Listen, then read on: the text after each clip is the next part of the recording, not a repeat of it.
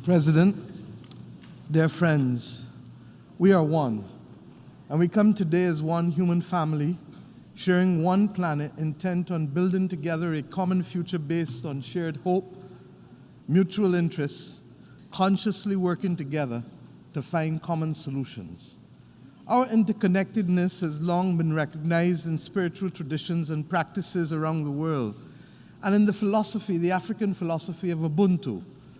Desmond Tutu explained that it is the expression that my humanity is bound up in yours. I am because you are, I am because we are. This interconnectedness compels us, as it did generations before us, to find the moral courage and take the decisive steps to end the horrors faced by humanity and to create new structures and new opportunity. Generations before us ended wars. They canceled debt. They dismantled slavery. They ended apartheid. They acted to stop genocide. They declared all people equal, and they gave women the vote, and they ended colonialism, and they built new nation states. They generated prosperity from deep poverty. I ask you today, will we summon the global moral strategic leadership necessary?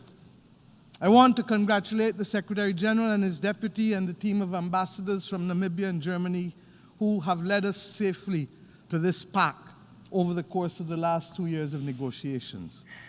My friends, we will not succeed in overcoming our existential challenges if we are not prepared to change the global governance structures that are rooted in the outcome of World War II and have become unsuited to today's world.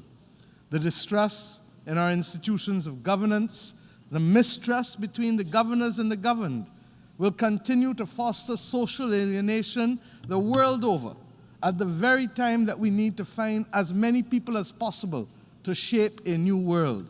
Not governance, but people. This approach to governance reinforces the notion that it is acceptable to have first-class and second-class citizens, a notion that we all find, I hope, repugnant. The tentacles of power today remain almost as it was a century ago. If, my friends, we do not create the space and the new voices are not heard, we will not secure the transformation needed to save people and to save planet. What the world needs now is a reset. What the world needs now is a little more love. A reset to embrace our common future. A reset that allows us to work together to navigate spaces together. We've seen the floods and the hurricanes, the droughts, the wildfires. They've affected us all. The failure to share the world's resources, which are more than adequate for everyone, will continue to drive us to war and to social disintegration and to migration. The absence of access to digital technologies and even basic electricity in Africa will condemn us to living in two separate worlds and may even, with AI, if unregulated, threaten completely the existence of human civilization as we know it. We know what the world needs, as I said.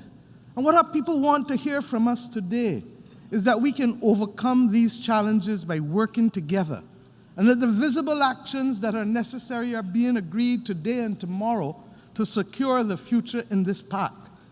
But our people know instinctively that this will only be talk unless there's a fundamental change in what we do and how we do it, in who is seen and heard in the corridors of decision-making. And that is why we continue to propel the Bridgetown Initiative as a serious reform for changing the rules of the game, shock-proofing vulnerable economies, and indeed securing sufficient to have the SDGs and, of course, the climate crisis be confronted. Now is the time for us to choose hope and love over hate and division. We can change this global governance system. We can change the structure and focus of the international financial system. We can make both fit for purpose for the majority of world's people, not just a few. It doesn't require new technologies.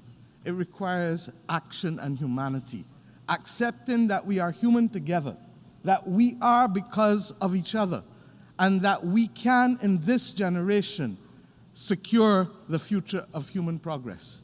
And I truly believe that we can, because we, the peoples of the world, have no other choice and no other planet on which to live.